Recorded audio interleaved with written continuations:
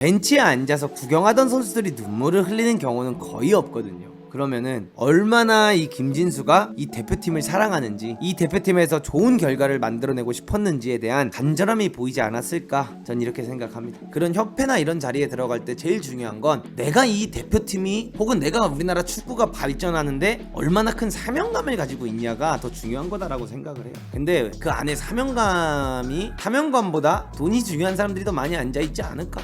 전 그렇게 생각해요. 사명감이 가득한데 이 판 날 수 없어요. 이게 사명감이 가득한데 우리나라 축구가 점점 이렇게 추락할 수가 없어요.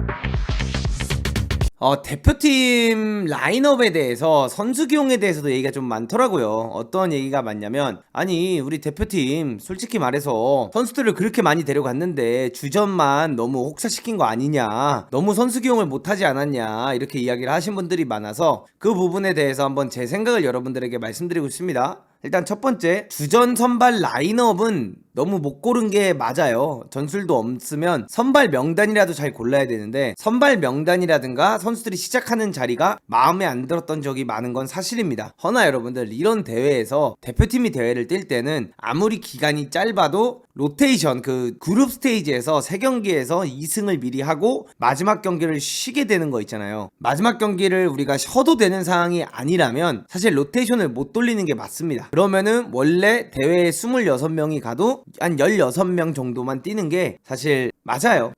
그거는 뭐라 할 수 없는 부분이긴 해요.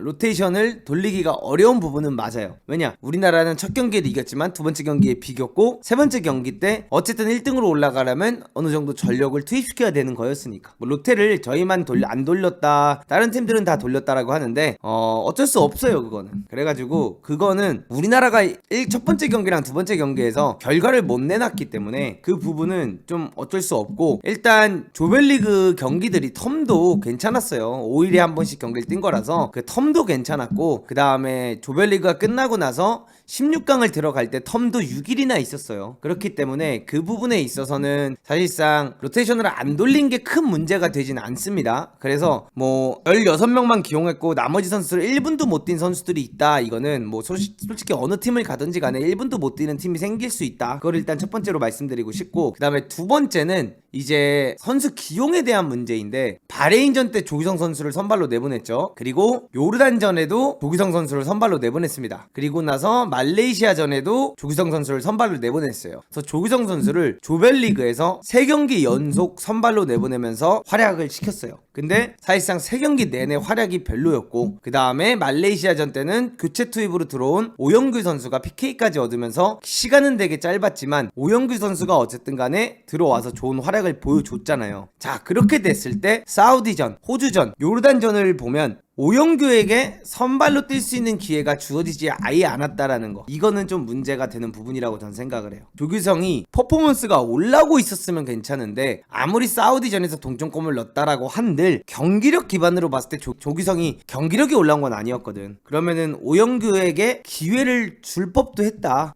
근데 오영규에게는 심지어 이 마지막 경기인 요르단, 배고픔이 부족했다라고 했던 클린스만인데, 이 배고픔이 부족하면 우리나라 국가대표에서 제 개인적인 생각에 누가 가장 배고플까라고 하면요, 오영규거든요. 그래서 이 가장 배고픈 선수를 안 썼던 거 좀 어이가 없다, 요거 말씀드리고 싶고, 그 다음에 이번 대회에서 사실 뭐 손흥민 선수의 눈물, 이강인의 눈물, 김민재의 죄송함, 황희찬의 죄송함, 선수들은 대회가 끝나고 인스타그램에 다 죄송하다 하고 있는데, 클린스만은 아직까지도 와가지고 우리나라 팬들이랑 인터뷰를 하는데 비웃었잖아요. 근데 저는 이번 아시안컵에서 가장 슬픈 눈물은 김진수였던 것 같아요. 저는 다른 건 모르겠고, 이번 대회에서 가장 슬펐던 눈물은 김진수이지 않았을까. 왜 김진수의 눈물이 제일 슬펐냐면, 이 선수가 말레이시아전에 한 게임 뛰었어요. 말레이시아전에 한 게임을 뛰었고, 말레이시아전 때 한 게임도 심지어 한 20분인가 30분 뛰었나 이래요. 근데 이렇게 조금 뛴 선수가 어떻게 보면 여러분들 이번 아시안컵에 애착이 없을 수도 있어요. 자, 이게 원래 경기를 뛴 선수들이 눈물을 흘리지 벤치에 앉아서 구경하던 선수들이 눈물을 흘리는 경우는 거의 없거든요. 그러면은 얼마나 이 김진수가 이 대표팀을 사랑하는지, 이 대표팀에서 좋은 결과를 만들어내고 싶었는지에 대한 간절함이 보이지 않았을까, 전 이렇게 생각합니다. 이번 대회는 심지어 말레이시아전 이후로 부상도 없었다고 합니다. 그래서 저는 왜 이렇게까지 우리나라 국대에서 가장 연륜이 있고 가장 경험이 많은 풀백을 이번 대회에 쓰지 않았을까, 전 그게 가장 마음이 아픈 부분이에요, 사실. 왜 안 썼을까라고 하는데, 자, 클린스만 감독이 또 이런 얘기를 합니다. 이번 인터뷰에서 말한 것 중 하나가 어린 선수들도 많이 들어왔다. 어린 선수들도 많이 이번 대회를 통해서 배움이 있었고 어린 선수들도 많이 경험을 쌓았다라고 합니다. 이거 한번 보여드릴게요. 이 선발 라인업이 요르단과의 결승전 선발 라인업이거든요. 벤토 때 안 뛴 선수가 몇 명 있죠? 벤투 월드컵 때 가서 안 뛴 선수가 몇 명이나요? 박용우, 서령우밖에 없어요. 박용우랑 서령우밖에 없어요. 어떤 어린 선수요? 서령우요? 서령우가 어린가요? 서령우가 98년생이에요. 박용우 선수가 어린가요? 어떤 어린 선수들이 도대체 경험을 쌓았다라는 건가요? 이해하기 힘듭니다. 이해하기가 정말 힘들지 않나. 그래서 결국 우리는 세대 교체도 못했어요. 우리나라는 이번 대회를 통해서 세대 교체도 하지 못했고 우리나라 선수들은 아무것도 얻지 못한 대회가 됐고 눈물과 힘듦만 얻은 대회다. 뭐 김지수를 데리고 갔다, 세대 교체를 성공한 건 아니죠. 김지수가 나와서 주축으로 뛰었는데 우리가 4강에서 요르단한테 졌어, 그래서 떨어졌어, 이러면 세대 교체라고 할 수 있죠. 우리가 예를 들어 양현준을 뭐 김태환 대신에 오른쪽 백으로 썼어 이번 대회 내내, 그게 세대 교체인 거죠. 그리고 세대 교체를 할 거였으면 말레이시아 전에라도 로테이션 돌려보던가. 이거는 총체적 난국이고요. 이번 대회는 우리나라가 진짜 얻은 게 아무것도 없는 대회였어요. 뭘 위해서 나간 대회였는지 좀 납득하기 힘든 대회이지 않았나, 전 좀 이렇게 말씀드리고 싶습니다. 그리고 이거에 있어서 또 한 가지 나오고 있는 이야기가 있거든요. 어떤 이야기가 있냐면, 야, 이거 태국전 우리가 어떻게 보면 3월 21일에 먼저 열리고요, 국내에서 3월 26일에 태국 원정을 가게 돼요. 근데 스마니 형이 본인이 직접 이야기를 했죠. 본인은 업무 방식을 바꿀 마음이 없다. 본인은 해외에 또 바로 나갈 거다. 이제 이렇게 이야기를 했어요. 아니, 세상에, 내가 이거 옛날부터 얘기했던 거지만 Y스카우트로 국가대표를 관찰하는 미친 사람이 어디 있냐 이거예요. 근데 우리가 지금 얘기 나오는 것 중 하나가 뭐 금모으기 운동을 해야 된다, 그것처럼 스마니 형 경질 돈 모으기 시작해야 된다, 막 이런 얘기도 나오고 있고, 또 한 가지 나오고 있는 것 중 하나가 어떤 게 있냐면 태국전을 보이콧해야 된다예요. 근데 안 돼요, 보이콧. 우리가 흔히 말하는 것 중 하나가, 여러분들, 우리나라 축구 문화가 아이돌 문화로 바뀌었다라고 얘기했잖아요. 그 아이돌 문화 때문에 보이콧이 성립이 될 수 없어요. 진짜 만약에 축구를 사랑해, 축구를 너무 좋아해, 우리나라 축구가 이렇게 된 게 너무 현실적으로 슬퍼, 그래서 진짜 노쇼했어. 그래서 만약에 무관중으로 태국전이 진행이 됐어, 태국 팬들만 들어와 있어, 그러면 이제 그때는 축구협회도 이 사태의 심각성을 느끼긴 하겠죠. 근데 어떻게 되냐면 축구를 진짜 이렇게 뭔가 자기의 하나의 일처럼 생각하는 거잖아요, 노쇼로 하겠다라는 건. 그러니까 자기 인생에 있어서 축구가, 대한민국 국가대표가 비중하는 게 그래도 꽤 있고 이걸 통해서 기쁘기도 하고 슬프기도 하니까 노쇼를 하는 거잖아요. 예를 들어 클럽팀 팬분들 보시면 어떠한 감독이 좋은 경기력을 보여주고 있지 않을 때, 패배를 많이 당할 때 그 감독이 경질되기를 바랄 때 노쇼를 하는 것처럼 국가대표를 그만큼 사랑해야 우리가 노쇼를 할 거 아니에요. 근데 축구계는 어느 순간부터 아이돌 팬 문화가 적용이 되어 있어요. 그렇기 때문에 티켓 값이 아무도 예매를 안 해서 만약에 내려지거나 이러면은 내가 먼저 제일 앞자리 가서 강인이 봐야지, 흥민이 봐야지, 희찬이 봐야지, 민재 봐야지, 인범이 봐야지, 규성이 형 봐야지 하면서 가실 분들이 많아집니다. 그렇기 때문에 어차피 안 돼요. 아이돌 팬 문화가 자리를 잡았고 그분들이 가고 싶으면 가시면 되는 거야. 그분들은 가시고, 그게 남자 팬일지 어떻게 알아, 아이돌 팬 문화에. 그래서 이거는 성립이 될 수가 없어요. 이거는 보이콧이 절대로 될 수가 없고, 보이콧을 한다고 한들 이게 성립이 되지가 않을 겁니다. 보이콧은 결과론적으로 우리나라 축구 팬 문화가, 아이돌 팬 문화가 많이 자리를 잡고 있기 때문에 그것 때문에 더 흥하는 것도 맞아요. 그래서 그분들이 아이돌 팬 문화라고 해서 우리나라 축구를 안 사랑한다는 게 아니라, 그분들은 그분들만의 팬 응원 방식이 있는 거고, 이 사람은 이 사람들만의 팬 응원 방식이 있는 거잖아요. 반대로 내가 보이콧했는데 왜 너는 보이콧 보이콧 안 하냐, 넌 우리나라 축구를 안 사랑하냐, 이렇게 해도 절대 안 되는 거예요. 사람마다 살아가는 방식이 다르고 생각하는 방식이 다르기 때문에 그거를 절대로 비판해서도 안 되고 팬들끼리 싸우는 문화가 생겨도 안 돼요. 아, 나는 보이콧 하는데 너네가 보이콧 안 해서 클린스만을 못 잘랐다, 정마이당을 못 내려앉겠다, 그렇게 말하는 건 또 하나의 잘못된 방식입니다. 그렇기 때문에 보이콧은 자기 혼자 하는 거지 남과 같이 하는 게 저는 아니다라고 생각을 해요. 내가 안 보고 싶으면 내가 안 보는 거지 남에게 강요를 해서는 안 되는 것이다, 저는 이렇게 생각을 합니다. 그래서 저는 그냥 스마형으로 가는 게 맞다 봅니다. 이젠 어차피 100억 안 쓸 거고 쓸 돈 없고, 그래서 저는 그냥 스마형으로 가는 게 맞다 봐요. 스마형으로 가고 손흥민 월드컵 전에 은퇴하고 국가대표 월드컵 못 나가서 축구협회 걔 박살이 나야 돼요. 월드컵 못 나가 봐서 걔 박살 나보면 돼요. 이게 여러분들 단순히 클린스만 아웃 시킨다가 될 게 아니야. 클린스만이 아웃되면 어떤 감독 데려오겠어요. 그리고 지금 클린스만을 내보내는 것도 내보내는 건데, 클린스만을 내보내는 것보다 마이클 밀러 이 위원장님을 뭐 같이 내보낸다라는 이야기가 나오고 있대요. 막 썰로 보면은 마이클 밀러도 물러날 가능성이 높다라는 이야기가 나오는데, 아니 그 사람은 문제야. 마이클 밀러 그분은 우리나라 축구를 위해서 유소년 시스템에 엄청나게 노력을 하신 분이고, 그 마이클 밀러 그분은 우리나라 축구 어쨌든 간에 뭐 골든에이지부터 시작해가지고 막 이런 프로그램에 엄청 헌신한 사람이야. 근데 그 사람은 왜 내보내? 어디서부터 오는 거야?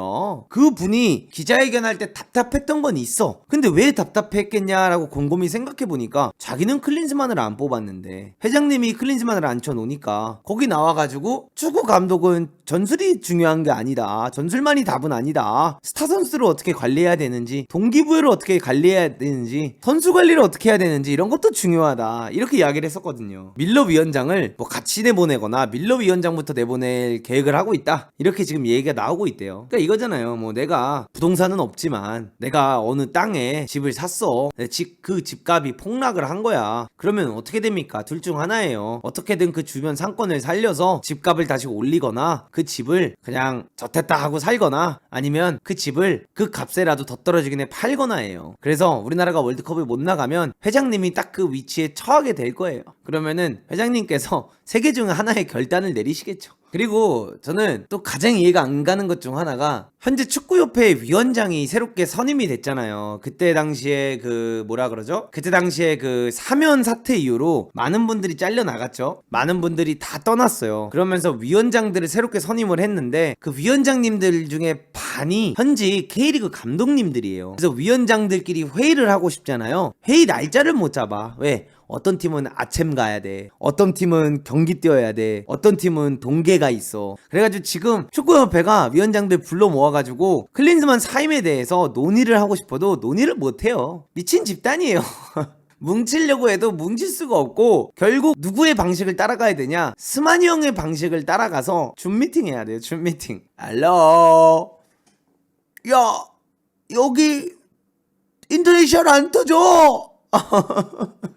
야, 미치는 거예요. 맞죠? 그러니까 이게 지금 회의도 못해요. 아니, 위원장님 중에 박태하 감독님 계시죠? 지금 포항이랑 아마 동계 제주도로 가 계실 거죠? 거기에 아마 조성환 감독님도 들어가 계실 거야. 인천 유나이티드에 지금 창원에 가서 동계하고 있죠. 이정효 감독님도 들어가 계신 걸로 알아요. 이정효 감독님도 지금 동계 가 계시죠. 미팅을 못해요. 미팅을. 나는 이게 가장 이해가 안 가는 게, 위원장 자리는 뭐 팀을 맡고 있지 않는 사람이 해야 되는 거 아닌가? 이 위원장 자리에 있는 사람들은 진짜 이 축구협회만을 위해서 일을 하고, 축구협회가 어떻게 되면 더 나은 협회가 될 수 있는지, 이 축구협회가 어떻게 하면 더 발전할 수 있는지에 대한 이 일에만 집중할 수, 이게 본업이 되는 사람한테 그 직책을 주는 게 맞지, 다른 게 본업인 사람한테 이 직책을 주면 부업이잖아. 말 그대로 부업이라는 게 뭡니까? 내 할 일 다 하고 하는 일이잖아.